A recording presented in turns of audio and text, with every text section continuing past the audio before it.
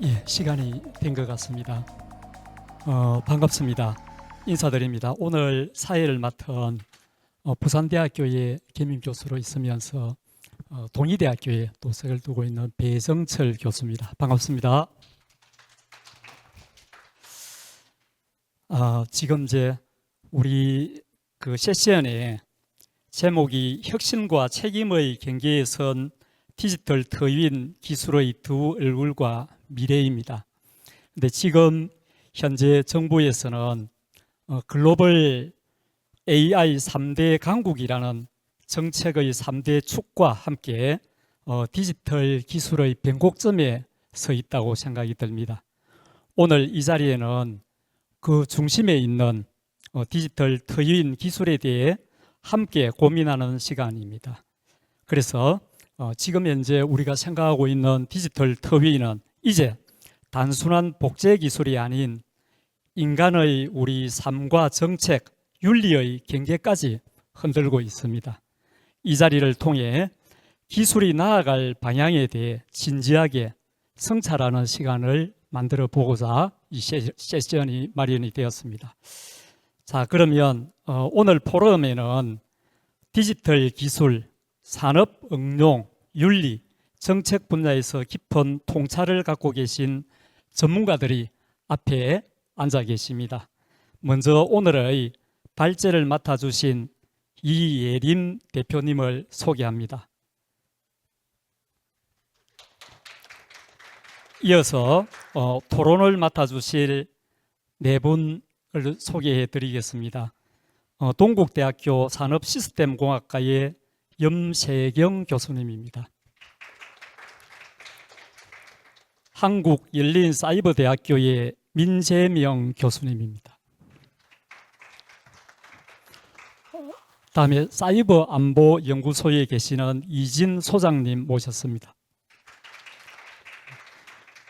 사이버 정책 청년연구의 윤석열 회장님 같이 자리하셨습니다.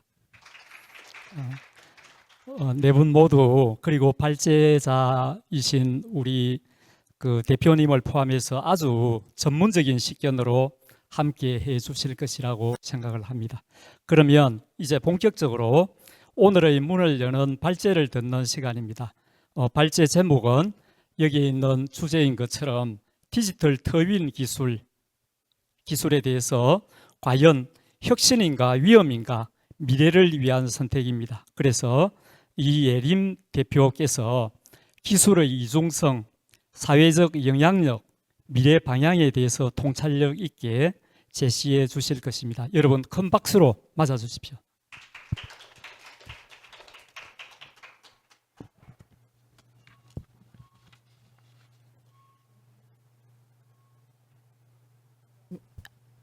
네, 안녕하십니까. 저는 AI 사업의 어폴 이예림이라고 합니다. 오늘 짧은 시간 동안에 디지털 트윈 기술에 대해서 이야기를 할 텐데요. 네.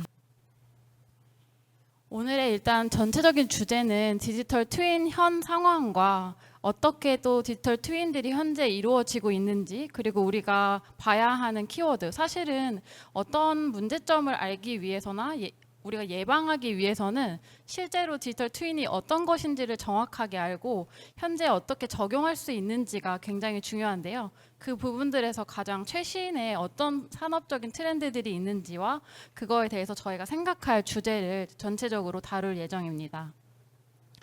네, 저희 회사를 간략하게 소개를 드리면요. 저희는 공간지능이라고 해서 스페이셜 인텔리전스 기반의 회사입니다.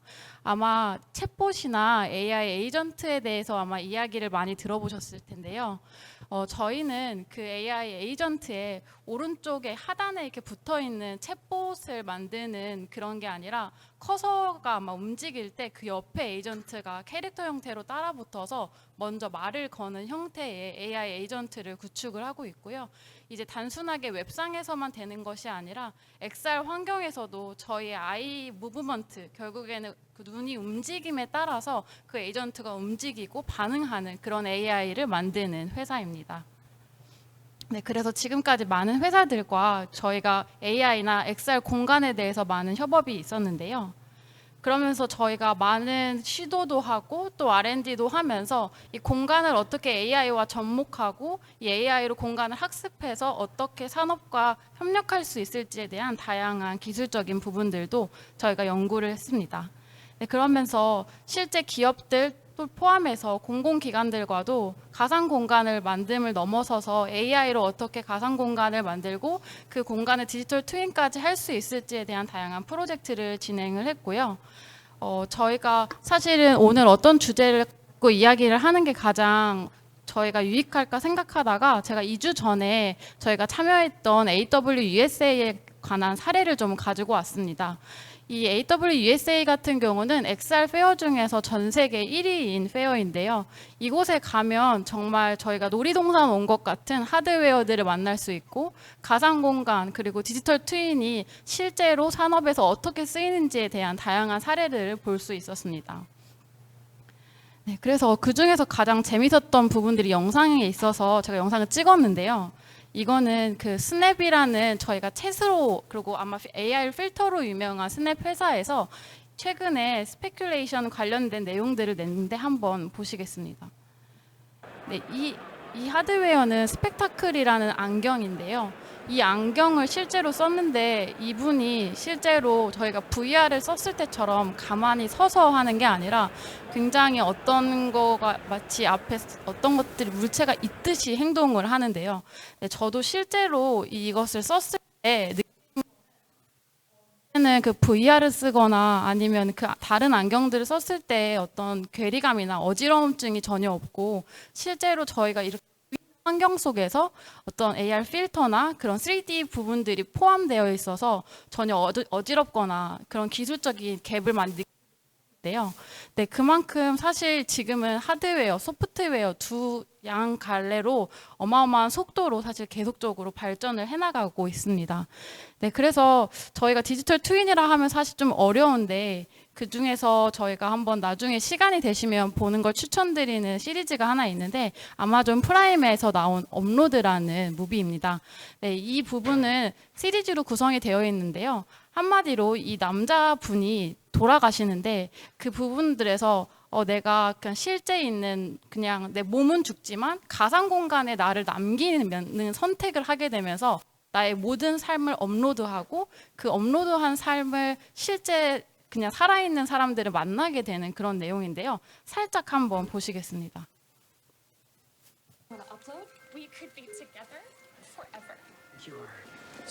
그래서 저희가 이런 것들을 보면은 우리가 과연 이런 나중에 애프터라이프에 대한 선택을 할 때 우리를 가상 공간에 디지털 트윈으로 만들어서 실제 우리의 삶을 이렇게 업로드를 할 수 있다면 과연 우리의 삶은 어떻게 바뀔까에 대한 내용들인데요.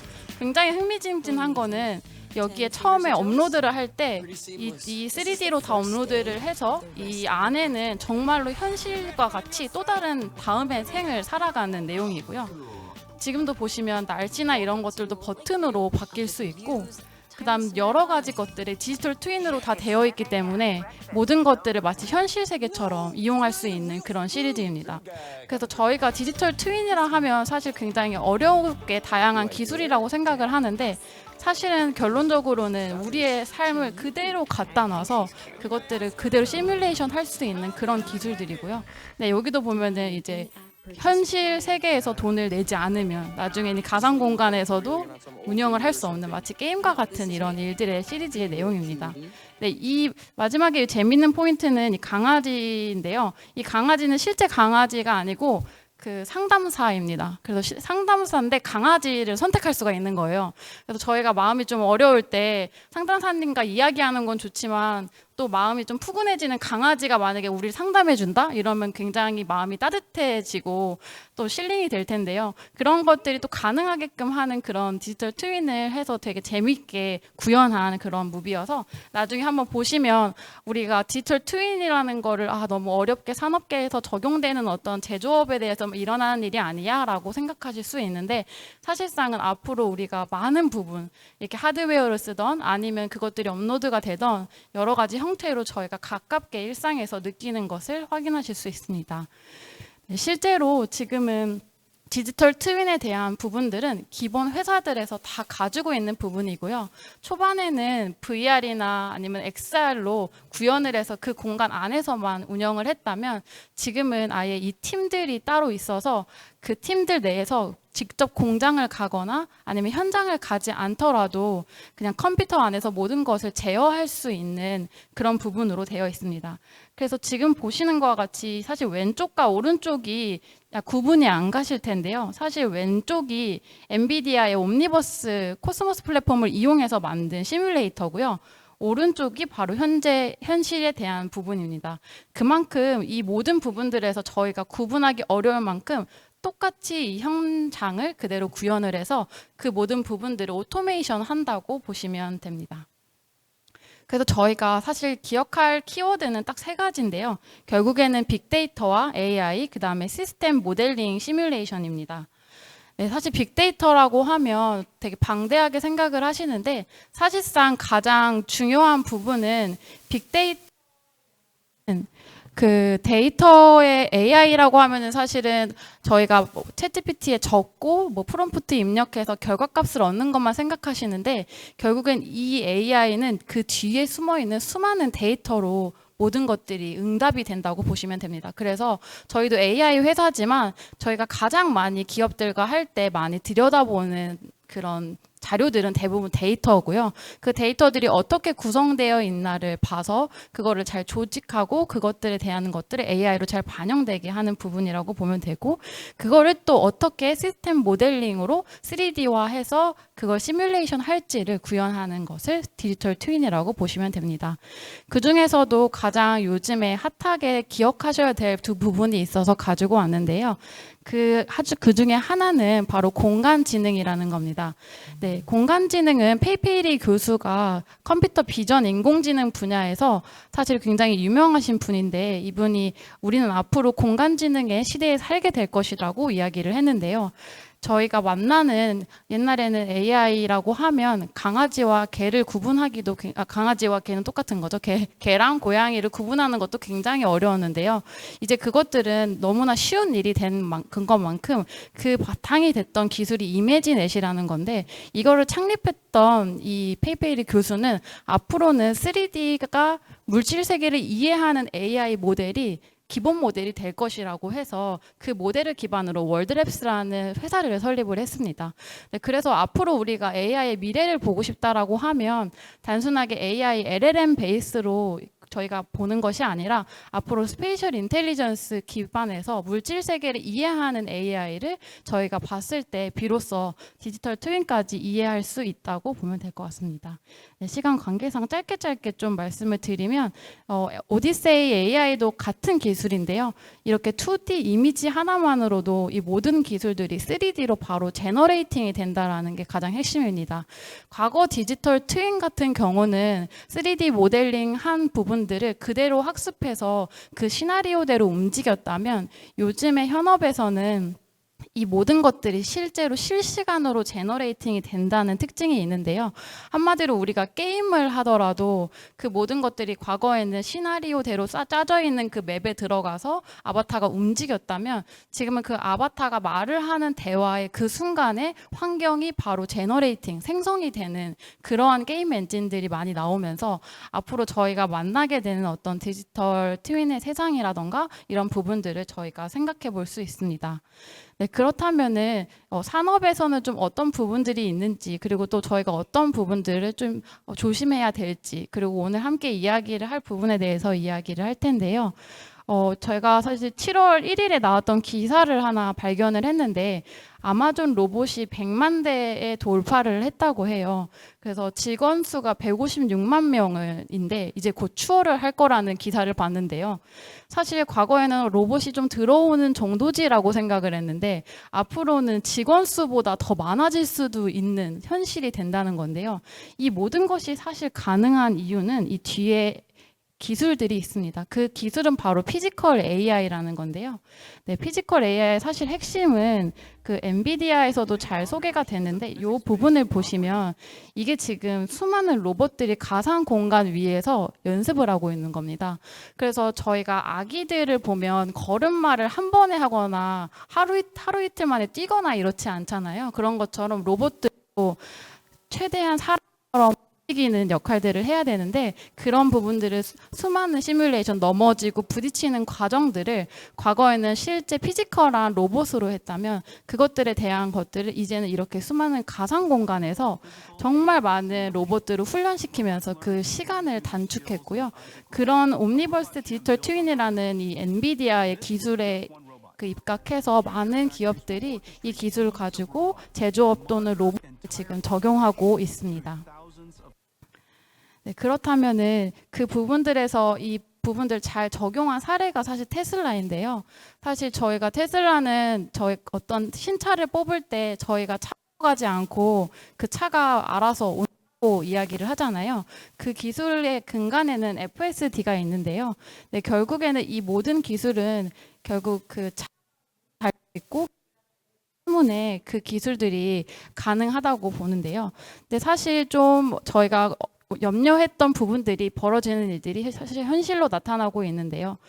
모델 S가 사실 FSD를 킨 상태에서 운영을 했을 때 일가족이 사망하는 사건이 하나 있었는데요.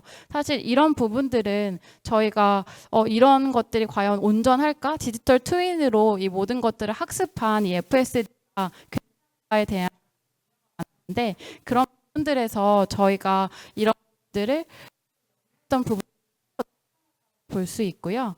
네, 그 다음에 사실 이런 일들이 사실 나타난 이유, 네, 이런 일들이 사실 나타난 이유가 실제로 차가 어떤 식으로 운영이 될지에 대해서는 많은 부분들 학습이 되어 있지만 실제로 사고 시나리오에 대한 데이터들이 부족하고 이것들을 시뮬레이션 할 수 있는 그런 데이터나 실제 환경들이 많이 조성되어 있지 않기 때문입니다. 그래서 디지털 트윈의 한계라는 부분은 사실상 이런 부분인데요. 사실 데이터 자체, 디지털 트윈 하는 자체에 대한 데이터도 완벽하지 않을 뿐더러 그런 부분들에서 이 모든 그 가상과 현실을 이어주는 그런 데이터와 그 3D 모델링에 대한 부분들이 온전하게 반영되지 않으면서 거기에 있는 것들이 단순하게 어떤 하나의 착오가 일어나는 것이 아니라 누군가의 목숨까지 위협할 수 있는 그러한 부분들을 저희가 한번 생각해 보면 좋을 것 같고요. 결국에는 책임 소재에 대한 불명확성인데 이런 부분들도 결국에는 이렇게 실제 FSD로 운영이 되었을 때 누가 이 사고에 대한 거를 원인을 제공했냐 그랬을 때 이거를 학습한 이 테슬라의 모델인가 아니면 테슬라 전체인가 아니면 운전을 할 때 그것들에 대한 걸 잘 주의하지 못했던 운전자의 몫인가 이런 부분들에 대해서 저희가 좀 생각을 해보면 좋을 것 같고요. 네, 그 외에도 결국에는 이 BMW 사례도 작업자의 동선이나 이 모든 것들을 사실은 디지털 트윈으로 그대로 옮기면서 이 작업자들에 대한 어떤 개인정보나 이런 모든 무브먼트에 대한 정보들은 사실 누락되는 경우들이 많습니다. 이로 인해 저희가 같이 논의를 좀 해봤으면 좋겠는 내용들은요. 이런 부분들에서 데이터들이 잘 관리가 되고 있는지 그 기술이 온전하지 않은 구멍이 많은 그런 데이터들이 실제 디지털 트윈까지 왔을 때에 염려돼야 되는 그리고 저희가 고심해야 되는 부분들은 어떤 것인지 오늘 같이 좀 논의할 거고 그다음 두 번째는 그랬을 때 이런 부정적인 영향들로 인해서 벌어지는 일들을 우리가 어떻게 미리 예방할 수 있을지에 대해서 오늘 논의하면 좋을 것 같습니다. 네, 짧은 시간 들어주셔서 감사합니다. 예, 디지털 트윈에 대한 실사례 중심의 의미 있고 다양한 사례 발제 감사합니다. 이제부터는 네 분의 토론자분들과 함께 발제 내용을 다양한 관점에서 한번 문제를 풀어내어 보도록 하는 시간을 가져보겠습니다. 각 토론자마다 5분 내외로 발언을 해주시고 저는 간단한 연결 멘트로 진행을 도와드리도록 하겠습니다. 그러면 먼저 동국대학교 시스템공학과 우리 염세경 교수님께서 기술적 접근을 중심으로 논의를 먼저 이어주시겠습니다. 안녕하세요. 저는 동국대학교 산업시스템공학과의 염세경 교수입니다. 오늘 이렇게 보다 보니까 제 연구하고도 많이 관련 있는 연구를 많이 소개해 주셨는데요. 저는 산업공학 뭐 잘 아시겠지만 공장이라든지 물 이런 쪽으로 많이 연구를 하는데 제가 하고 있는 분야는 공학이나 헬스케어 뭐 이런 쪽의 연구를 하고 있습니다. 아무래도 사람 연구를 하다 보니 이런 어떤 윤리적인 이슈들이 많은데요. 특히 이제 제가 그러면 분야는 뭐 인간공학, 헬스케어 뭐 이런 쪽이고요. 제가 이제 주로 활용하는 기술 분야는 AI 쪽의 비전입니다. 말 그대로 비전은 그 카메라에 관련된 기술들이거든요. 이제 카메라가 마치 사람의 시선으로 어떤 물건을 인지를 하고 판단하는 이런 걸 하다 보니 사실은 연구하기 가장 어려운 도메인 분야와 그리고 기술 분야를 모두 다 하고 있습니다. 그래서 사실은 제가 이제 연구를 쭉 오랫동안 진행을 하면서 이런 어떤 윤리적인 규제에 막혀서 연구를 많이 돌아간다든지 아니면 중간에 스탑을 한다든지 이런 사례들이 되게 많았습니다. 그래서 원래는 이런 쪽을 하려고 하다 보면 의료 데이터라든지 뭐 이런 것들이 되게 중요한데 실제로 그런 데이터들을 사용하기가 너무 어려워서 지금은 사실은 이제 운동 쪽이라든지 뭐 체력 그다음에 신체 이런 쪽의 데이터를 활용해서 많이 연구를 하고 있습니다. 그러다 보니까 제가 느낀 건 뭐냐면 내가 이렇게 내 상상력으로 할 수 있는 연구를 하는 게 아니라 현실에 맞춘 연구를 하고 있구나. 그러다 보니까 기술이 아주 늦어지거나 아니면 그렇게 현실적으로 필요 없는 기술들을 많이 만들게 되는 것 같아요. 그래서 이제 오늘 저는 뭐 여러 가지 발제들을 해주시고 토론을 해주시겠지만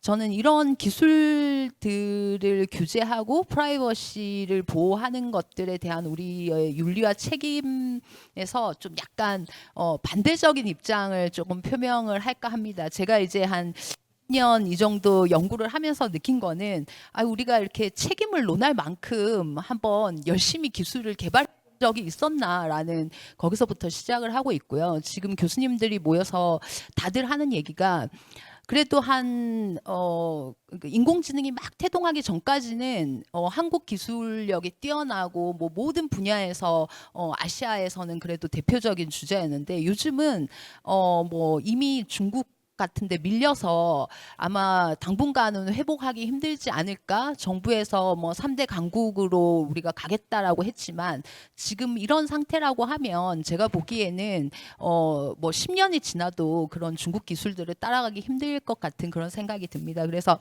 오늘 우리 그 기술은 사실 저는 원래 그 대학원에 그 리스크 매니지먼트를 했는데요. 기술은 항상 위험하다고 생각을 하고 있습니다.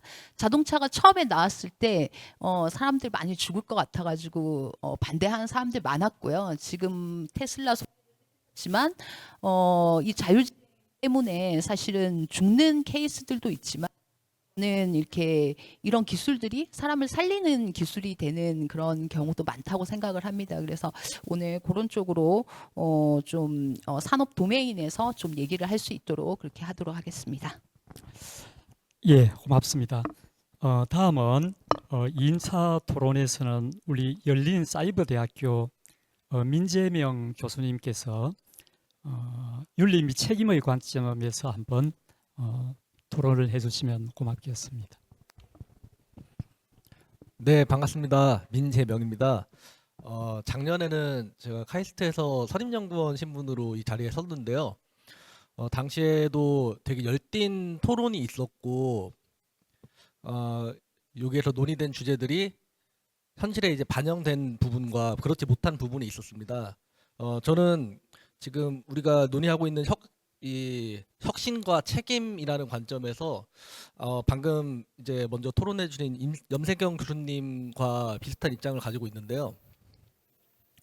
일단 첫 번째는 먹고 사는 문제를 넘어서 죽고 사는 문제로 변화됐다라는 그런 위험성과 이런 변화에 대한 인식을 이제 전반적인 공감대가 필요하다는 그런 생각이 듭니다. 더불어서 이제 예전에는 과학자들이 국경이 없었는데요. 이제 과학자들은 군인과 비슷한 그런 정도의 어떤 인식적 변화가 필요한 그런 시기가 되었다. 이런 생각을 가지고 있고요. 우리가 지금 소버린 AI를 얘기하고 있습니다. 얼마 전에 AI 수석으로 임명되신 그 하정우 수석님께서 100조도 부족하다. 이런 말씀을 해주셨어요. 우리가 지금 이 변화의 시기에 제대로 된 대처를 하지 못하고 탁산 공론만 한다면은 후손들의 미래에 대해서 책임감 있는 선택이라고 생각하지 않습니다. 그렇기 때문에 윤리, 도덕 이런 가치 당연히 함께 논의되어야 되는 부분이라고 생각을 합니다. 그러나 윤리와 도덕에 갇혀서 우리가 발전을 등한치 한다면은 다음 세대에 대한 책임 있는 선택이라고도 바라보지 않습니다. 윤리와 도덕은 시대에 따라서 늘 왔습니다. 그렇기 때문에 우리가 기술이라는 것을 두려움의 대상, 우리가 통제하지 못하고 발전을 가로막고 우리가 계속 눌러야 될 대상으로 바라본다면은 우리 사회는 이 기술에 대한 통제력이 없다라는 것을 반증하는 것이 될 텐데요.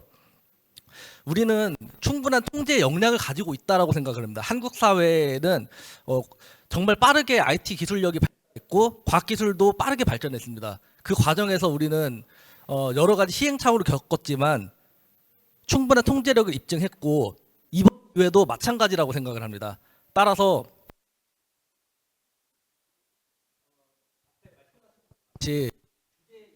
이렇게서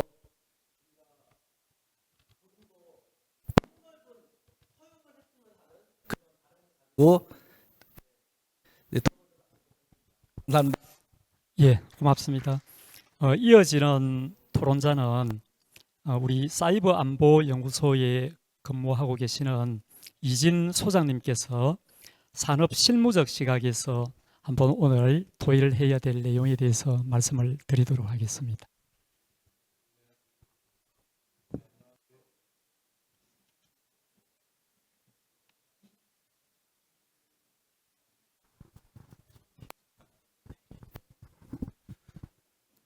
네, 안녕하세요. 사이버안보연구소 소장 이진입니다.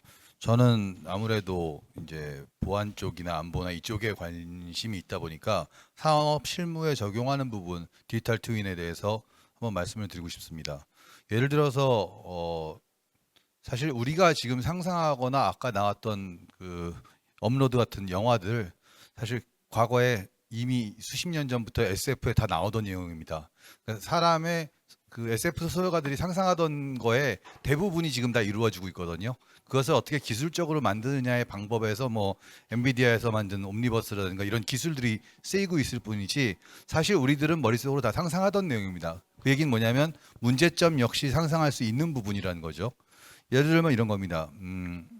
월드 오브 탱크라는 게임이 있는데요. 그 안에는 여러 나라의 그 탱크들이 무기 장착을 하거나 업그레이드를 해가면서 서로 전투를 합니다. 거기서 당연히 무기 성능이 좋거나 전략을 잘 짜면은 이길 수 있겠죠. 서바이브 할 수 있겠죠.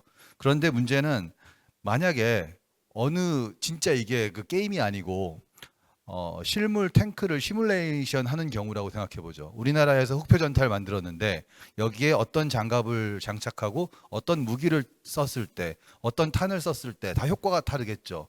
그런데 우리가 아까 얘기했던 디지털 트윈이라는 거는 어떻게 보면 물리적인 법칙이 그러니까 실생활에서의 물리적인 법칙이 동일하게 적용되는 세상입니다. 진흙탕에서는 좀 더 느리게 갈 것이고 뭐 어떤 도로에서는 더 빨리 갈 것이고 이런 조건들이 똑같이 적용이 돼야지 그것들을 테스트할 수 있을 겁니다.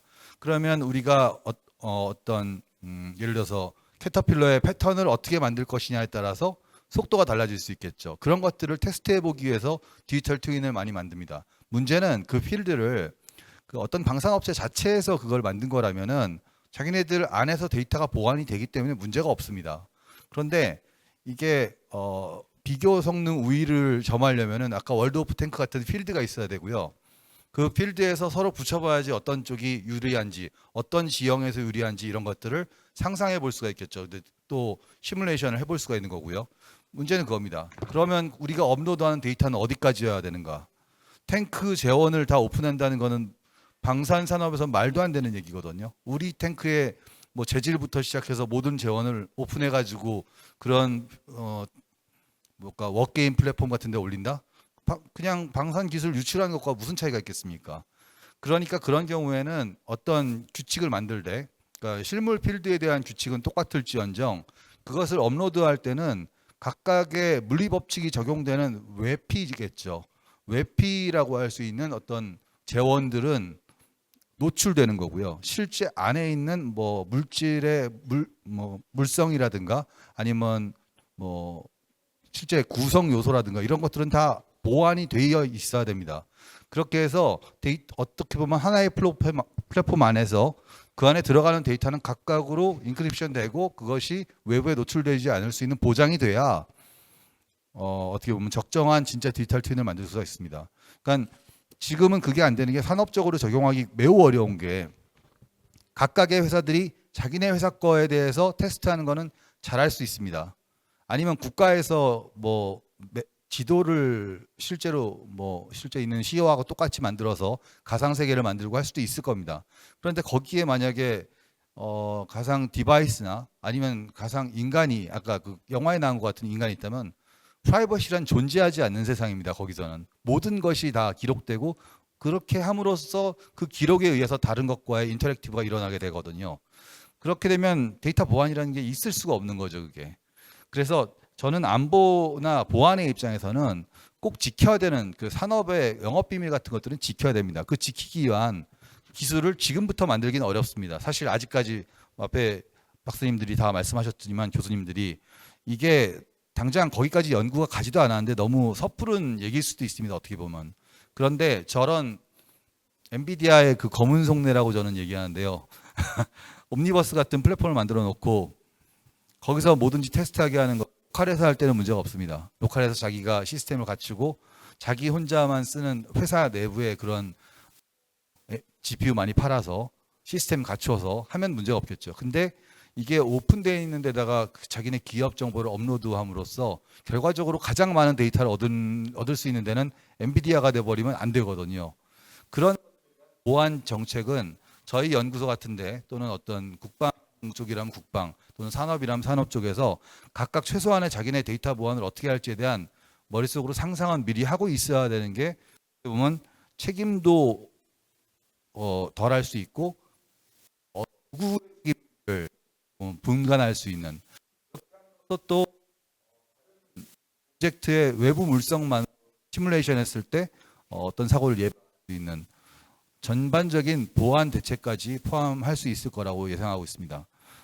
그래서 데이터 보안이 이렇게 우리들은 그냥 VPN 쓰고 해서 자기 하드디스크에 있는 것만 보안하면 된다고 생각하지만 이거는 뭐 개인적인 수준이고요.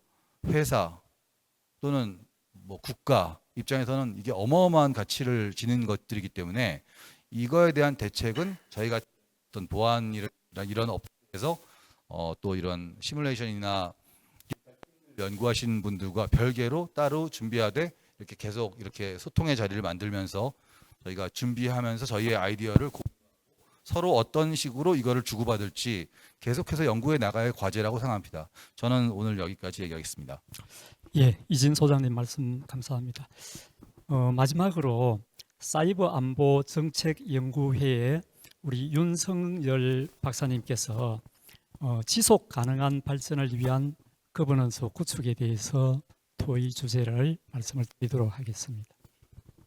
네, 안녕하십니까. 윤성열입니다.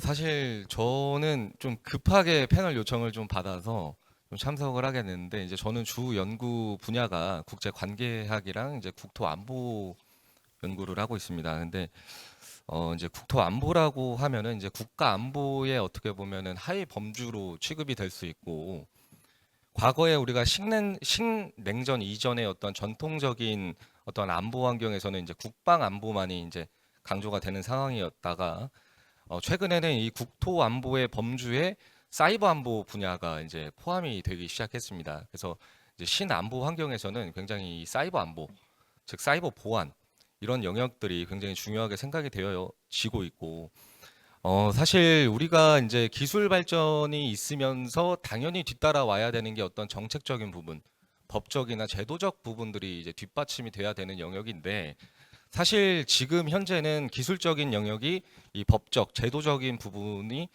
동반되어서 따라가지 못하는 그런 현상을 보여지고 있습니다. 그래서 이제 법적이나 제도적인 어떤 영역에서도 어떠한 굉장히 많은 이야기들을 할 수 있고 중요한 내용들이 도출될 수 있는데, 일단 그것들을 이야기하기 전에 사실 이 디지털 트윈의 영역은 지금 뭐 의료라든지 도시개발이라든지 여러 이제 민간 분야에서 사용이 되고 있습니다만, 사실 이 영역은 민간보다는 국방의 영역에서 우리가 조금 더 접목을 시켜서 대응을 해야 되지 않나라고 생각을 합니다. 이제 저 같은 경우에는 군 간부로 오래 복무를 했고 지금도 이제 국방 관련된 업무를 계속 보고 있는데, 상당히 아까도 이제 앞서서 말씀 나오셨던 부분이 이제 소버린에 관련된 내용인데, 이 소버린 AI에 관련된 영역은 사실 민간보다는 국방 분야의 영역에서 굉장히 중요하게 생각이 되고 그 필요성이 더욱 절실하다라고 말씀드릴 수 있겠습니다. 다만 이게 이제 국방 영역 그리고 국가 안보의 영역 차원에서는 이 AI 기술의 어떤 독립성과 신뢰성을 확보하는 것이 주요 관건이 되겠다라는 측면이겠고, 사실 이러한 어떤 디지털 트윈 분야에서의 정책과 제도적 부분에 있어서 가장 핵심적이라고 말씀드릴 수 있는 것은 기술 발전의 방향을 규율할 수 있는 어떤 원칙을 설정하는 것이다라고 저는 생각을 합니다. 즉 어떤 책임 있는 혁신이라고 이제 이름을 붙여봤는데, 어떤 기술 발전이라는 함은 사회와 환경에 대한 영향을 최소화하고 예측 가능한 위험을 사전에 해결하는 방향으로 나아가야 된다라고 생각을 합니다. 그래서 이 원칙에는 안전성, 윤리성, 사회적 수용성을 우선시하는 방향으로 기술 개발이 이루어져야 한다라고 생각하고, 두 번째로는 공공의 이익이 우선이 돼야 된다라고 생각합니다.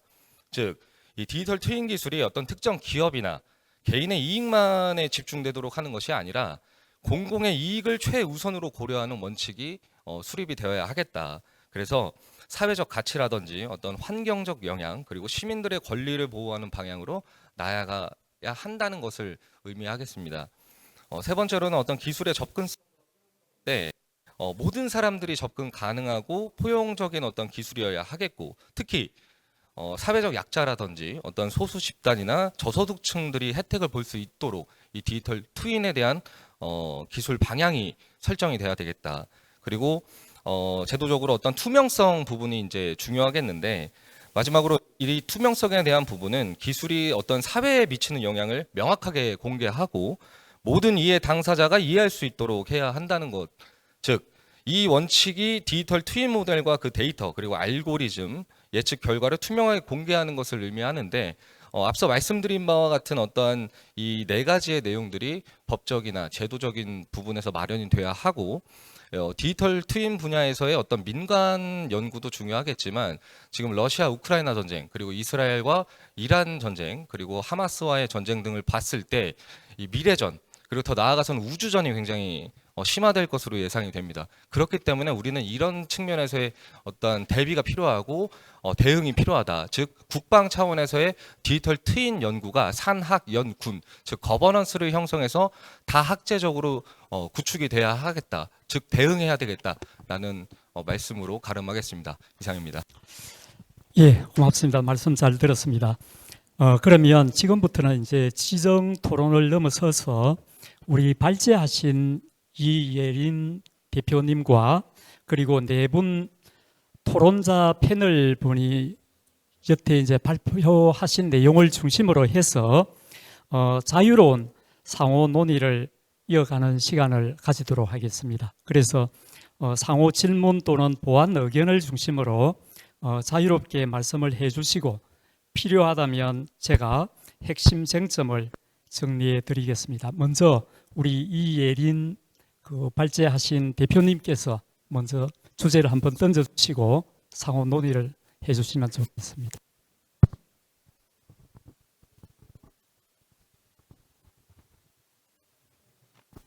네, 앞서서 지금 많은 부분들, 디지털 트윈에 대한 또 우리가 생각해야 될 부분들에 대해서 말씀을 많이 해주셨는데요. 저희가 그렇다면 첫 번째 주제에 대해서 좀 더 구체적으로 이야기를 나눠보면 좋을 것 같습니다. 그래서 디지털 트윈은 사실 지금 말씀해주신 것처럼 제조업이나 공장, 그 다음에 병원 등, 그다음 군사 쪽까지 방대한 현실의 실시간 데이터를 끊임없이 수집해서 융합을 하고 있는데요. 이런 부분들에서 기존의 데이터 수집과는 비교할 수 없는 규모와 속도로 지금 그것들이 모아지고 있고요. 그게 지금 현장 같은 경우는 하나의 기업으로 모이거나 아니면 하나의 국가로 모이는 현상이 계속적으로 나오고 있습니다. 그렇다면 이처럼 초연결된 대규모 실시간 데이터 수집, 저장, 활용 과정들에 있다 보면 프라이버시 침해나 데이터 유출 위험들은 정말 많이 있고요. 그 부분들에서 또 디지털 트윈 기술의 부분들에서 어떻게 개인 정보를 유출을 넘어 개인의 행동 패턴, 건강 상태, 동선 등 민감한 정보들이 디지털 트윈 안에 집약될 때 발생하는 문제들도 있는데요.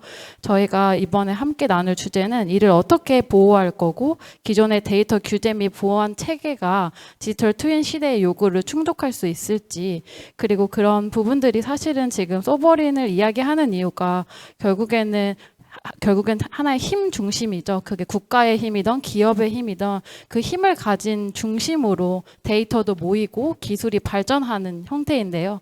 사실 저희가 이것도 앞서서 말씀 주신 교수님들처럼 참전하지 않으면 우리가 더 이상 한국이 AI에서 도태되고 경쟁력에서 밀리는 부분들이 있기 때문에 반드시 함께 가야 되는 구조인데 이것들을 어떻게 갈 수 있을지 한번 말씀 나눠주시면 좋을 것 같습니다.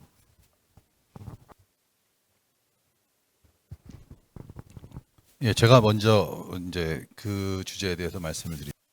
일단 기본적으로 많은 데이터가 필요한 건 사실입니다.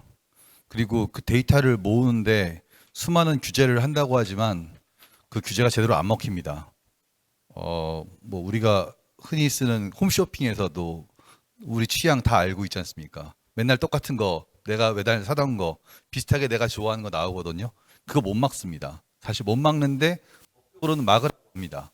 어떻게든 막으라고 하는데 정확하게 어떻게 막으라는 말은 없습니다. 그냥 막으라고 하죠. 그래서 사실은 우리가 나 이런 기술 발전을 위해서는 가장 많이 데이터가 필요하고 가장 많이 그 자본과 리소스가 할당돼야 되는 게 당연함에도 불구하고 그게 쉽지 않습니다. 그렇게 해버리면 너무 많은 데이터를 가지게 되면 그 사람들이 그거 데이터 가지고 뭐 할지 믿을 수가 없기 때문이거든요. 기본적으로 이건 못 믿어서 생기는 문제입니다. 그래서 저는 사이버안보연구소에서는 처음부터 사이버안보 기본법이라는 걸 만들 때의 기본 원칙으로 저희는 되게 기술 쪽에 관심이 많거든요. 그래서 기술 베이스를 어떻게 해야 된다고 봤냐면 일종의 요새 블록체인이 유행이지 않습니까? 모든 데이터를 저장하는데 약간 속도는 어떨지 모르겠습니다. 근데 그리고 또 기술이라는 건 보안 기술도 굉장히 빨리 발전하는 분야 중에 하나입니다. 그러니까 지금 우리가 쓰고 있는 보안 기술은 사실은 한 10년, 20년 전에 개념이 나왔던 게 이제 와서 뭐 어떻게 보면 접목되고 있는 이미 접목되고 있는 기술도 굉장히 빨리 발전하고 있죠. 뭐 양자 컴퓨터가 뭐 블록체인을 다 해체할 수 있다 이런 얘기 있듯이요. 하지만 그렇지는 않습니다. 양자 컴퓨터로 침해할 수 없도록 양자 내성 암호라는 기술도 또 동시에 발달하고 있거든요. 그러니까 그런 보안 기술은 계속 발달할 거라고 보고 그 껍데기에 씌우는 기술은 뭐든 간에 원칙은 일종의 블록체인인데 컨소시엄 블록체인 같은 형식으로 가야 된다고 생각합니다. 그러니까 누구든지 서로 못 믿는 거거든요. 서로 못 믿기 때문에 여기에서 어떤 사람이 그 데이터를 전부 다 가져가거나 또는 블럭해버리거나 이런 걸 막으려면은 최대한 권한을 나눕니다. 그 권한을 나누는 게 정부의 부처들끼리만 나누면 정부 마음대로 하겠죠. 업체한테면 그 마음대로 되겠죠. 그렇지 않으려면은 사회적으로 합의될 수준, 삼권분립 그 권한에 따라서 이제 뭐 민간 또는 학계, 공공 이런 식으로 군 이런 등등 많은 스테이크홀더들이 오늘 인터넷 거버넌스 포럼처럼 이런 스테이크홀더들이 권한을 나눠서 일종의 컨소시엄 블록체인을 만들고요. 그 컨소시엄 블록체인에 모든 데이터가 저장되고 그 데이터에 대해서 억세스하거나 또는 볼 수 있는 권한은 뭐 학술용으로 필요하다. 그러면 학술용으로 필요한 거에 대해서 사회적으로 합의를 하는 거죠. 합의하는 거는 정책의 분야니까 정책에서 다를 분야입니다. 또 아까 말한 뭐 디지털 트윈을 하기 위해서 우리는 데이터가 필요하다. 그러면 어떤 맵 데이터가 필요할 수 있겠죠. 그 맵 데이터를 억세스할 수 있는 권한이 필요하거든요. 근데 예를 들어서 지금도 구글 맵이 잘 안 되고 우리는 네이버 맵이나 티맵이 훨씬 좋죠. 그것처럼 그건 구글에 안 줘서 그렇습니다. 제대로. 마찬가지로 그 데이터를 누가 쓸 수 있는지에 대한 억세스 권한이거든요. 그거는 아까 말한 컨소시엄 블록체인에 함께 하는 사람들이 합의하면 되는 거고, 그 합의하는 원칙은 법이든 제도든 학술적으로 연구하면 되는 분야라고 생각합니다. 다만 어쨌든 누군가 불순한 의도로 거기서 뭔가 액션을 할 수가 있겠죠. 그 모든 액션은 블록체인이기 때문에 기록됩니다. 그 얘기는 뭐냐면 모든 우리 컨소시엄 안에 있는 사람들이 합의하지 않으면 그 사실을 지울 수가 없어집니다.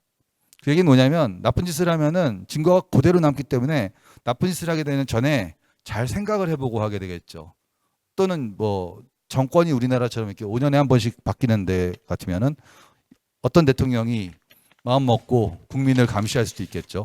할 수 있습니다. 하지만 5년 후에 정권이 바뀌었을 때 그 기록은 지울 수가 없는 거죠, 아예. 그래서 지워지지 않는 그 기록을 기반으로 해서 수사를 한다든가 또 그에 합당한 처벌을 받을 수도 있게 될 겁니다.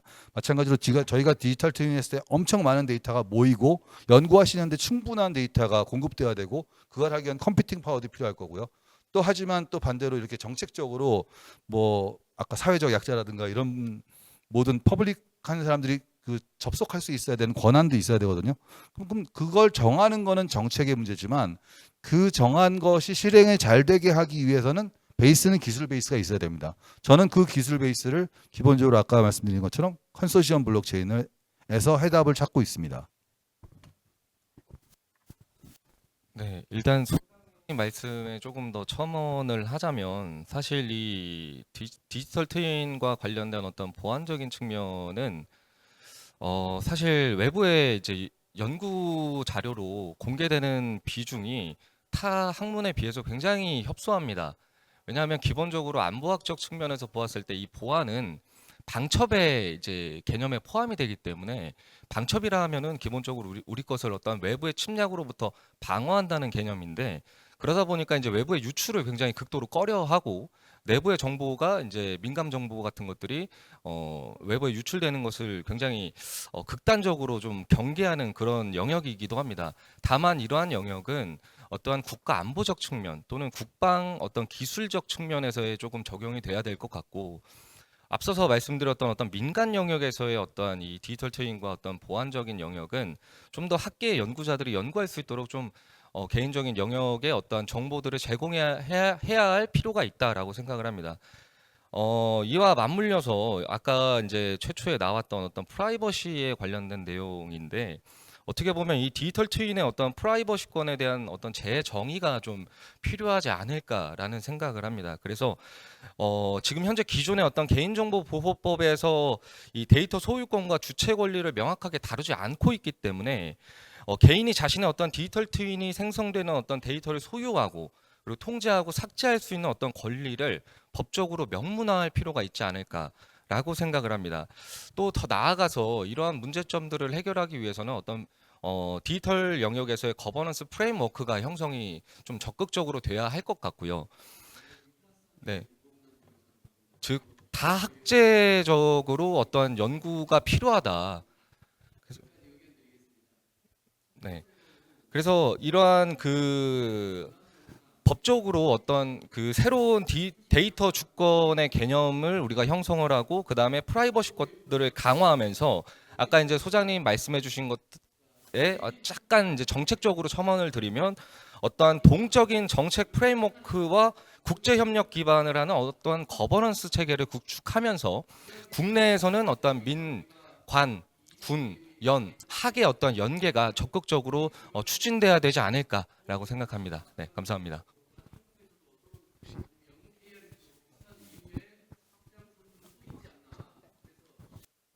네.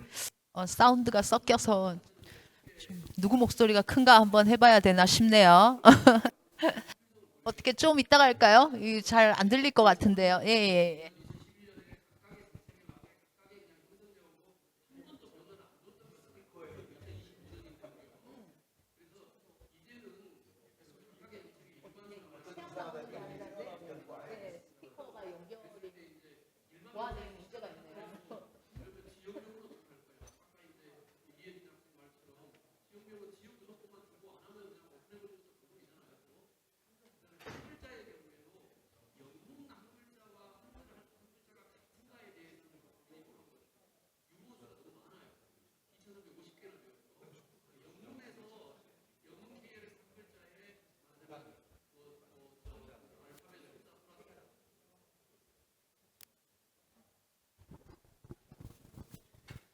네, 이제 된 것 같아서 다시 시작하겠습니다.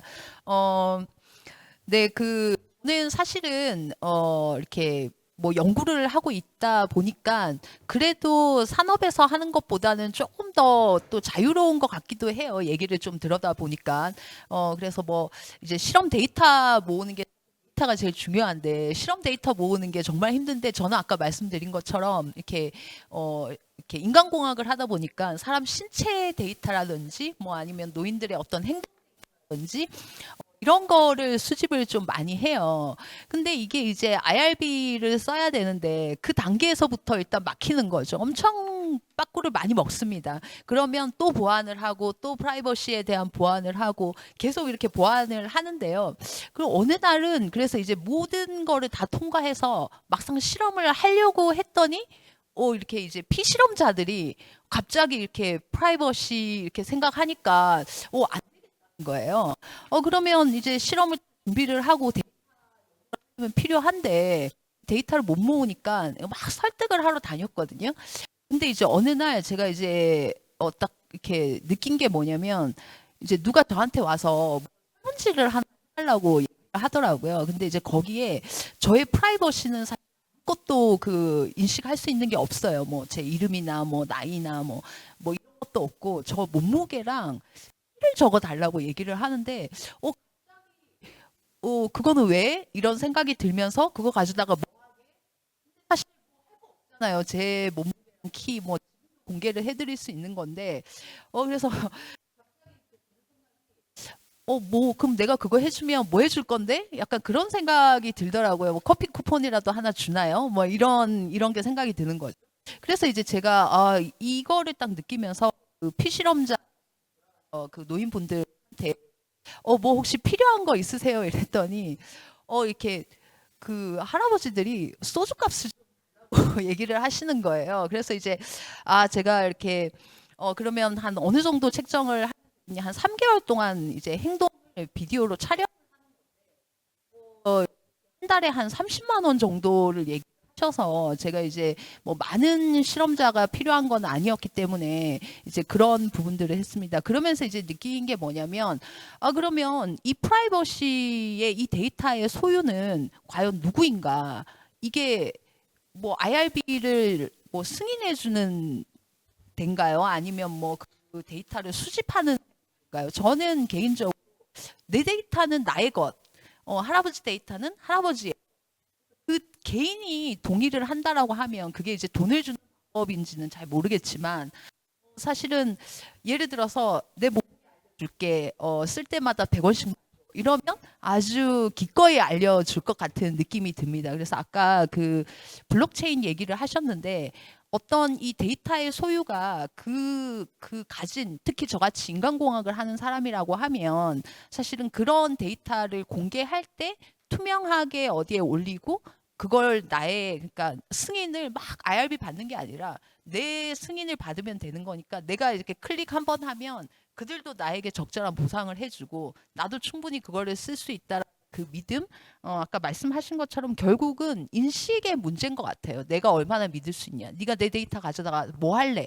이런 것들을 좀 전환을 하기 위해서는 또 어떻게 보면 이제 기술적으로 우리 뭐 연구하시는 분들이 많으니까 연구를 하겠지만 제가 보기에는 인식의 전환과 또 적절한 보상과 투명하게 내가 이 데이터를 쓰는 것에 대해서 크게 문제가 생기지 않을 거라는 것들을 잘 커뮤니케이션 하는 것만으로도 저 같은 연구자들은 조금 해볼만 하지 않을까라는 그런 생각 한번 해봤습니다. 네, 민재명입니다. 디지털 트윈을 통해서 우리가 체감하기 위해서는 좀 빠르게 행정에 도입이 돼야 할 필요성이 있다라고 생각을 합니다. 우리가 지금 행정 효율화가 그래도 많이 되어 있긴 한데요. 온라인에서 이제 얼마 전에 이제 인감을 발급받을 수 있게 됐어요. 그렇지만 제도가 여전히 잘 못 따라가고 있는 게요. 법원에서는 온라인에서 다운받은 인감을 제출했을 때 수용하지는 않습니다. 네, 이런 문제들부터 비롯해서 우리가 사업을 했을 때 행정 서류 대부분 관공기관에서 관공서에서 발급받아서 또 다른 관공서에 제출을 하죠. 오른손에 있는 걸 왼손으로 옮기는 건데 전 국민들이 그 이상한 행동들을 계속 반복하고 있어요. 그냥 행정 데이터 연동하고 지문 인식해서 동의만 누르면 되는 일이 왜 모두가 이렇게 번거롭게 해야 되느냐. 네, 이런 문제의식을 가지고서 체감할 수 있는 것부터 하나하나 바꿔 나가야지 국민들이 의식이 바뀌고 이런 기술적 혜택을 누릴 수 있을 거라고 생각을 하는데요. 이거는 기술 문제가 아닙니다. 제도가 하지 못하고 있는 거고요. 이런 논의는 상당히 오래된 논의입니다. 그렇지만 이가 체감하지 못하고 있는 부분인데요. 디지털 트윈을 통해 가지고 우리의 어떤 행정 시스템을 온라인에서 정말 자유롭게 오프라인을 거칠 필요 없이 현실과 어떤 온라인상이 융합되고 결합될 수 있는 구조로 만들어 놓는다면 복지라든지 이런 부분에서 우리는 어떤 복지를 할 때 정보가 필요합니다. 모르면은 신청할 수가 없어요. 그러면은 복지의 사각지대가 생기겠죠. 하지만 온라인상에서 우리가 정보를 취합해가지고 AI 에이전트 개인화된 어떤 아바타를 만들어 놓고 나에게 필요한 걸 알아서 신청해주는 그런 기술이 따뜻한 기술로 이제 나아가야 할 필요가 있다라고 생각하고요. 조금 더 스마트하게. 결국엔 이것도 책임의 영역입니다. 네가 신청하지 못했기 때문에 혜택을 받을 수 없는 거야 라고 얘기를 한다면은 그런 알고리즘은 우리 세상을 좋은 방향으로 나아가지 못하게 하겠죠. 그렇기 때문에 올바른 생각을 가지고서 좋은 알고리즘과 제도, 행정, 효율화를 통해서 우리가 체감할 수 있도록 너무 멀리 있는 것을 얘기하기보다 지금 당장 할 수 있는 거에 초점을 맞춰가지고 변화를 이야기했으면 좋겠습니다. 감사합니다. 예, 우리 그 패널님의 소중한 말씀 잘 들었습니다. 그리고 발제자님의 그 발제에 따른 각 영역에서 전문성을 가진 우리 패널님들의 토론에 관련된 여러 가지 디지털 트윈 구현에 따른 사례를 중심으로 역기능 그리고 법적 윤리적인 과제, 기술적인 어떤 제도적인 문제, 여러 가지 복합적인 이런 책임 체제 이런 부분들에 대해서 말씀을 잘 나누었습니다. 그러면 이제 우리 청종님도 앉아 계시는데 우리 패널님을 중심으로 청종 여러분들의 질문을 한번 받아보겠습니다.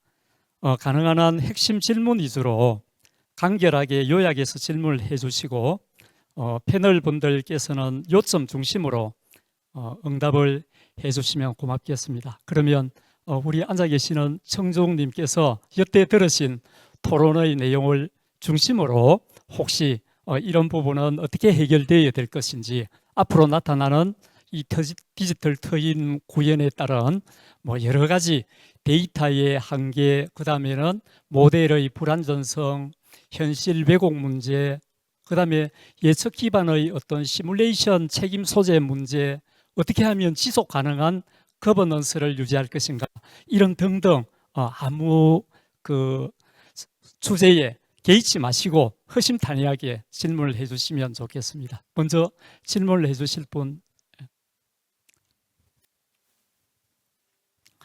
질문이 없습니까? 그러면 제가 먼저 질문을 하나 드리도록 하겠습니다. 여러 가지 이제 지금 복합적인 책임 체계에 대해서 이야기를 많이 나누었습니다.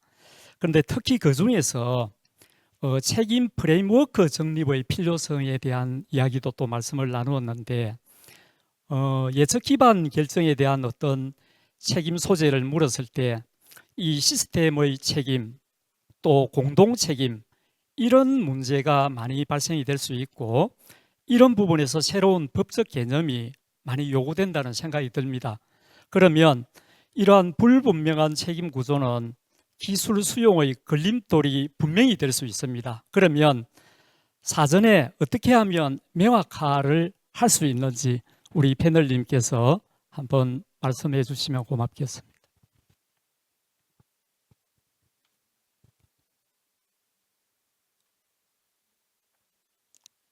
예, 우리 염세경 교수님께서. 예.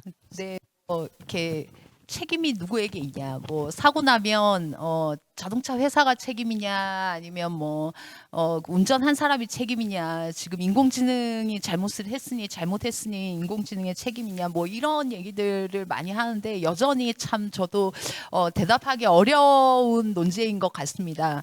뭐 저는 이제 아까도 제가 잠깐 얘기했지만 사실은 지금 누가 이 책임을 맡을 것인가라고 결정하는 거는 사실은 좀 어려움이 있어요. 이거 누가 그러니까 뭐 기업 입장에서는 난 책임 맡을 수 없다라고 당연히 얘기를 할 것 같고요.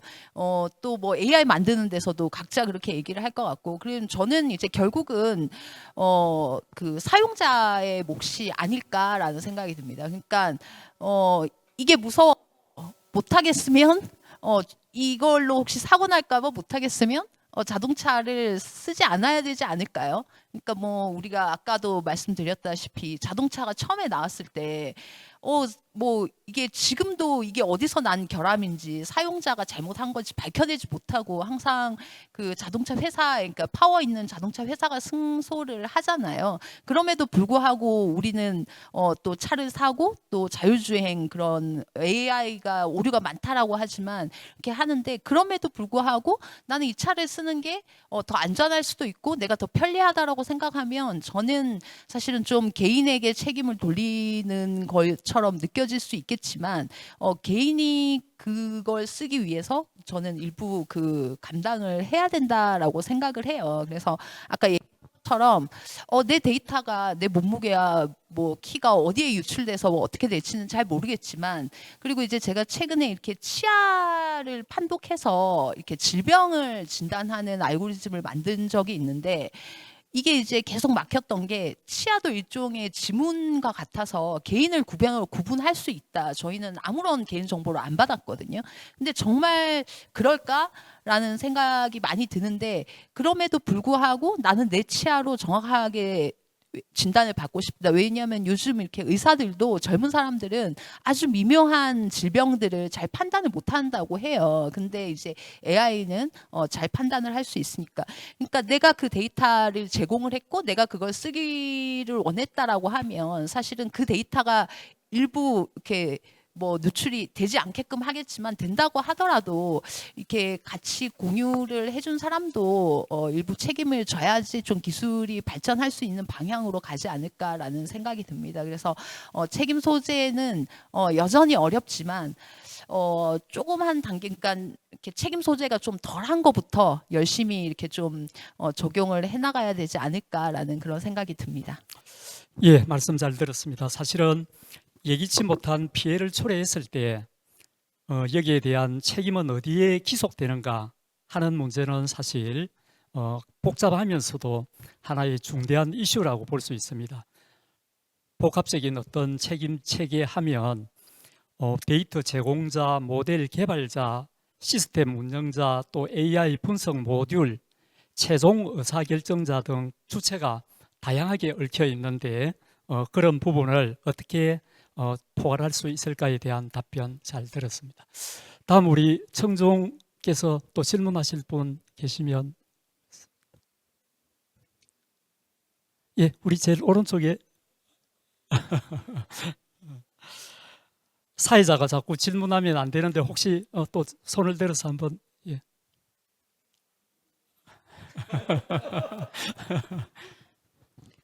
그 데이터가 이제 사용되면서 제 데이터가 뭐 어떤 연구 목적이든 어떤 목적으로든 이렇게 사용된다고 했을 때 제가 승인을 하면은 어떻게든 된다고 하셨잖아요. 근데 저는 그게 제 데이터가 어떻게 사용될지도 모르면서 그거를 승인하고 그걸 오케이 하고 계속 사용한다는 것이 조금 투명성이 제대로 보장되어 있지 않다고 생각을 합니다.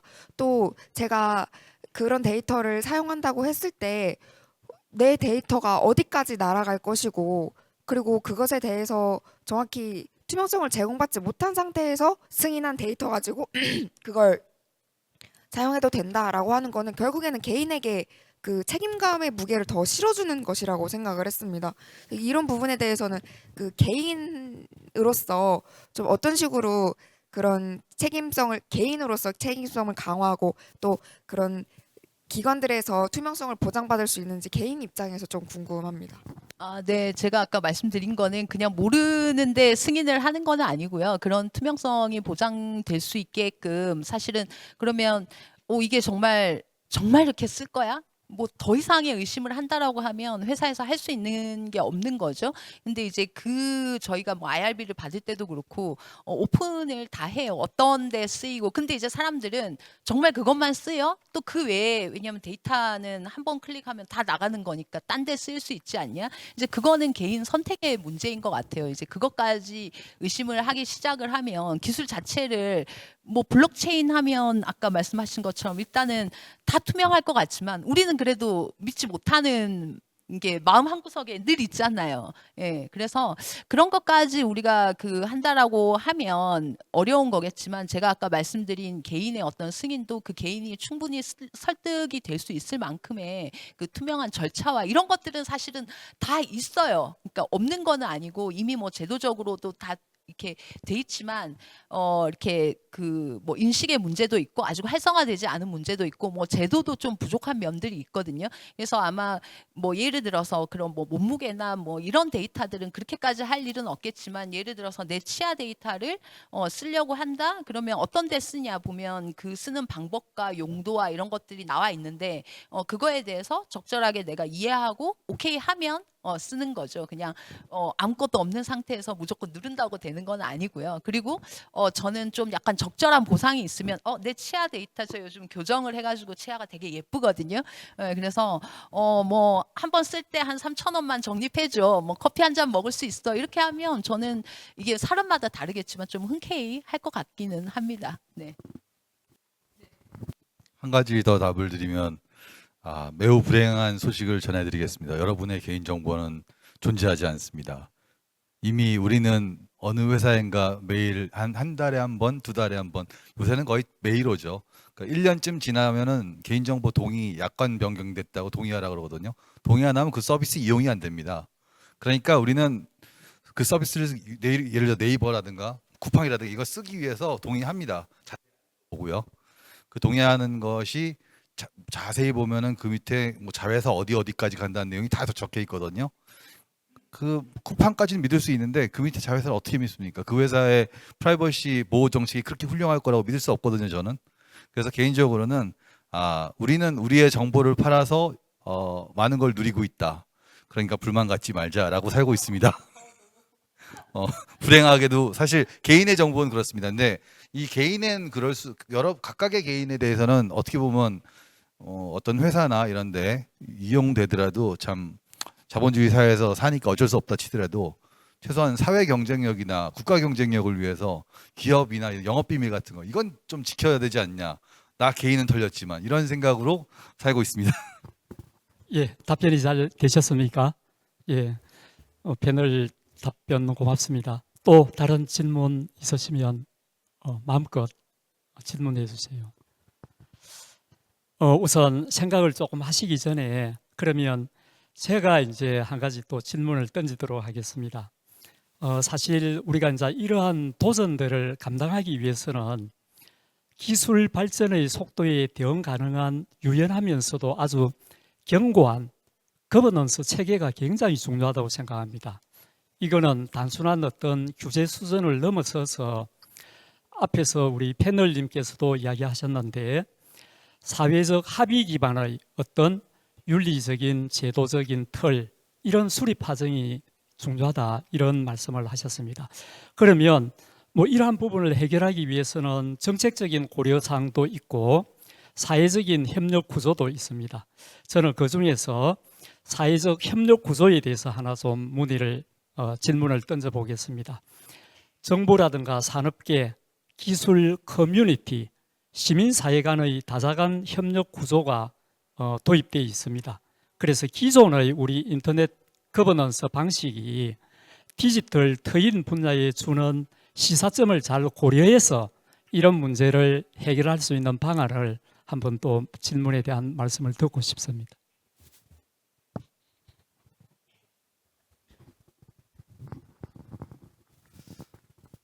사실 어떻게 보면은 이 거버넌스적 면에서는 뭐 학계나 이제 관의 측면에서는 굉장히 많이 논의가 되고 연구가 이미 많이 되고 있습니다. 근데 다만 여기서 중요한 것은 어떠한 디지털 트윈의 그 수혜자가 시민이나 국민일 때 과연 그 수혜자 또는 그 사용자가 직접적으로 그 결정에 참여할 수 있는 권한이 있는가? 그거는 조금 더 의문 부호가 좀 따라 붙는 부분이 있습니다. 그래서 뭔가 다각적인 측면도 중요하겠지만 어떠한 어떤 시민이나 국민의 참여가 이 디지털 분야에서의 어떠한 요구되지 않나. 즉 예를 들면 도시 개발이다. 그랬을 때 어떤 정책적인 측면뿐만 아니라 이 디지털 트윈 분야에서 어떤 시민위원회가 구성이 돼서 시민들이 참여할 수 있는 어떤 창구를 열어준다든지 아니면 시민이나 국민들이 어떤 대국민 공감대라든지 공론의 장을 형성할 수 있는 어떤 그런 시스템이나 제도 같은 것들이 만들어진다든지 아니면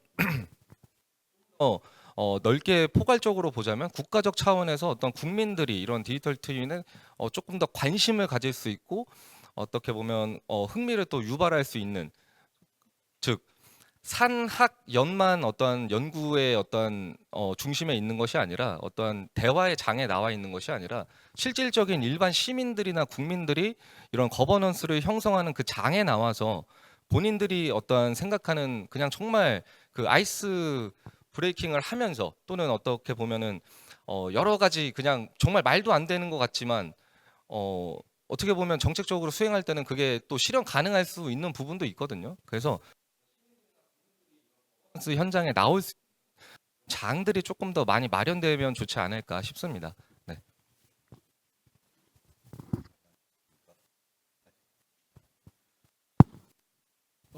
저 이미 전 세계적으로 뭐 디사이드 마드리드, 루미오와 같은 시민 의사결정 플랫폼들이 많이 발전하고 이제 오래된 것들을 10년 이상의 시간들을 가지고 있는데요. 우리나라에서도 이런 시민 참여들에 대한 여러 가지 목소리들이 많았고 제도적으로도 이를 반영하려고 노력했던 부분들이 상당히 있는 것으로 알고 있습니다. 다만 충분한 효과를 거뒀는가 또는 이러한 내용들이 중구정치로 빠지진 않았는가를 돌이켜 봤을 때 공론장의 기능은 지금 유튜브가 가지고 있다라고 생각을 하는데요. 건강한 공론장으로서의 기능을 하고 있는지에 대해서는 우리가 한번 검토해봐야 할 부분이 아닐까 싶고요. 미국 같은 경우는 싱크탱크 생태계가 발전돼 있어서 정책 경쟁을 하는 그런 구조로 되어 있습니다.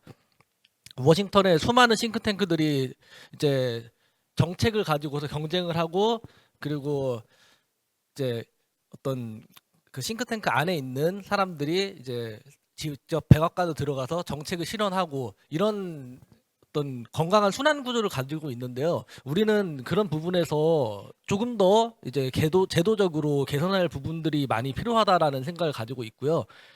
이런 공론장에 참여하는 것을 통해 가지고 본인에게 어떤 크레딧이 될 수 있는지에 대한 그 사회적 구조를 만들어줘야 되는데요. 우리는 지금 논문을 쓰는 이제 연구자들도 국내 논문을 썼을 경우에는 사실상 별다른 그 본인에게 혜택이 없습니다. 그러니까 해외 데이터를 가지고 해외 논문을 써야지 학자로서 인정을 받을 수 있는 그런 구조 안에서 이런 제도적인 시스템에 대한 어떤 내용들을 하나하나씩 개선해 나가는 것이 필요한 것이지 시스템에 대한 우리가 체감할 수 있는 개선이 없는 상태에서 이제 허공의 그림을 그리는 것이 어떠한 의미가 있는가에 대해서도 한 번 더 고민을 해봤으면 좋겠습니다. 감사합니다.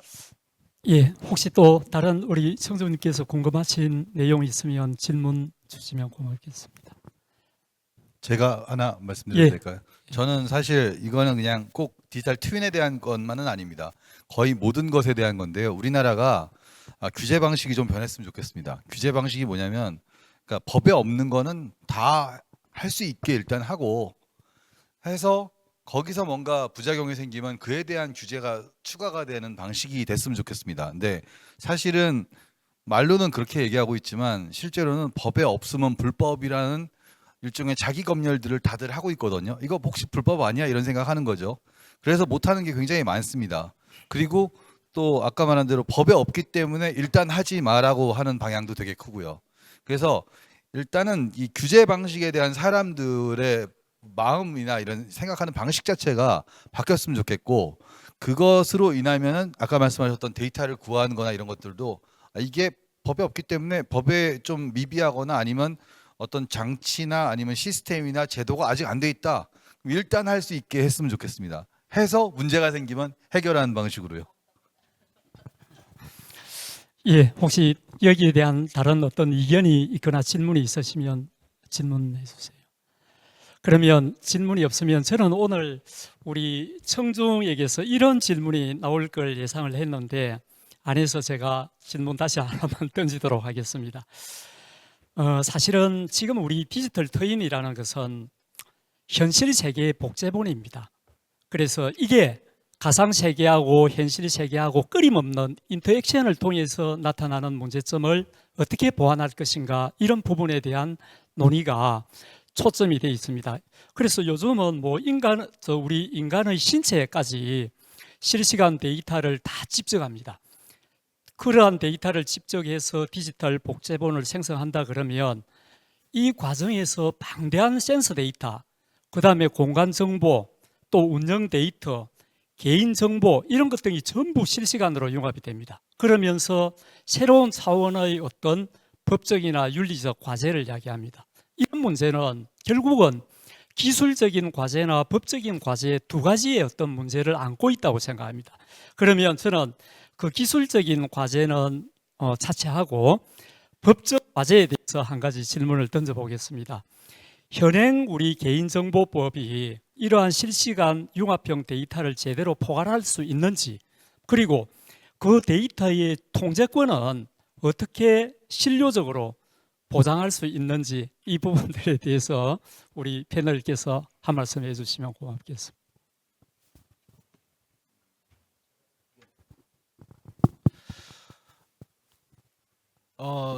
그 교수님 말씀해주신 그런 내용에 대해서는 우리가 데이터 3법을 논의하면서 일단 기본적인 이제 제도적 내용들이 구축이 되었다라고 보고요.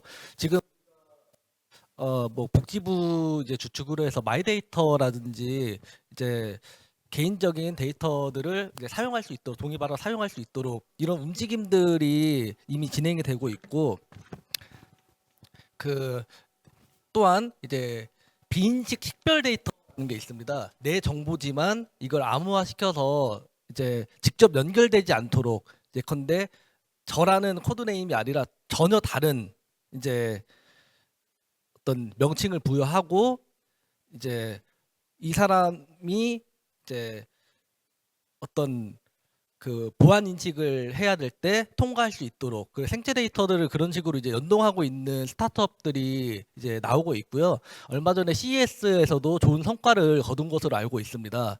그러니까 우리가 이제 이러한 맥락에서 봤을 때 규제를 어떻게 대해야 되는가, 책임을 예컨대 공무원에게 부여한다고 하면요, 과중한 책임으로 인해서 공무원들은 더 규제를 많이 늘릴 거다, 그렇게 생각이 들고요. 그리고 기업에서 그 책임을 오롯이 감당해야 된다라고 하면은 안 그래도 규제가 많은 대한민국에서 뭔가 새롭게 도전하려고 하는 그 움직임들이 더 많이 위축될 거라고 생각을 합니다.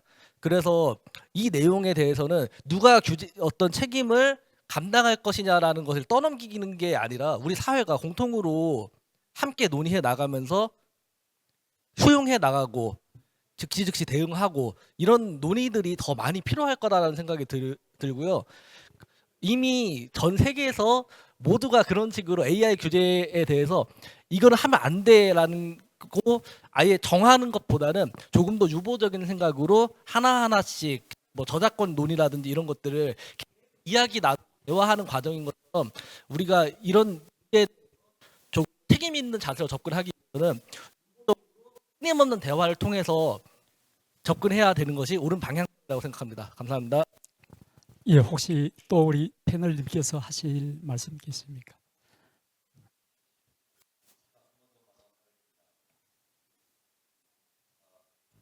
일단 모두 아시다시피 우리나라가 굉장히 CCTV가 많은 나라 중에 하나입니다. CCTV가 있어서 어떻게 보면 우리 다 찍히고 있거든요. 그런데 그거에 대해서 별로 불편하게 생각 안 합니다. 또 덕분에 또 안전하다고 생각도 하고요. 그러니까 대가가 있는 겁니다. 기술이 발전할수록 우리의 데이터는 쪽쪽 빨리고 있습니다. 그 대가로서 어떤 안정성을 얻을 수 있는 거죠. 우리가 어떤 데이터를 주기 때문에 그것에 의한 편리함을 받고 있는 겁니다. 기술이 발전할수록 아까 우리 인터넷 거버넌스 포럼 그 이번에 주제도 마찬가지였는데 우리가 많은 것을 그 포기하고 있는 것 같지만 그에 대한 대가도 받고 있습니다. 기술이 발전하면 할수록 개인의 프라이버시는 침해될 수밖에 없습니다. 그 부분은 저는 사실 인정해야 된다고 봅니다. 다만 그로 인해서 얻을 수 있는 이익이 사회에 얼만큼 빨리 퍼지는가, 전체에게 골고루 나눠지는가 이쪽에 더 집중을 해야 되는 시기라고 보고요. 아직은 뭐 개인정보 보호법이라든가 이런 것들이 사실은 우리의 기술적으로 진짜 개인정보를 보호할 수 있게 그렇게 자세한 법이 아닙니다. 그냥 문구지. 시스템으로 구현하지 않으면 문구만으로는 굉장히 제한적입니다. 저는 그런 어떻게 법으로 해결할 수 없거나 제도로 해결할 수 없는 부분은 제가 엔지니어서 그런지 모르겠습니다만 기술로 구현을 해보면서 거기서 생기는 문제점을 조금씩 고쳐나가는 방향으로 가야 된다고 생각합니다. 예, 답변 고맙습니다. 벌써 시간이 80분이 훌쩍 넘었습니다. 오늘 진지한 그 토론을 해주신 우리 패널님 그리고 발제자 우리 예림 대표님 고맙습니다. 오늘 우리가 이제 이뤄놓은 이런 포럼을 통해서 우리는 단순한 기술 담론을 넘어서 디지털 터윈이 인간 중심 사회에 어떤 책임을 져야 하는가에 대해 함께 성찰하는 귀한 시간을 가져보았습니다. 오늘 함께 해주신 이예림 대표님 그리고 염세경 교수님과 민재명 교수님, 이진 소장님과 윤석열 회장님 소중한 시간 감사합니다. 그리고 같이 참석해 주신 우리 청중 여러분들 고맙습니다. 결국은 기술이 빛나는 사회는 사람이 중심에 있는 사회입니다. 오늘 포럼이 그 방향을 다시 묻게 하는 소중한 시간이 되었으면 합니다. 모두 함께 해 주셔서 고맙습니다. 오늘 포럼은 여기서 마치도록 하겠습니다. 수고 많았습니다.